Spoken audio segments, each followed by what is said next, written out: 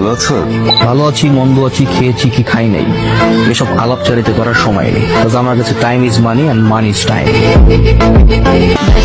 আরে 12 সুমনি, এই সিজনে নতুন একটা বয়ফ্রেন্ড খুঁজে পাইছস নি? ওদের তো আবার একটা দেওয়া হয় না, আজকে একটা, কালকে একটা, পরশু আর একটা।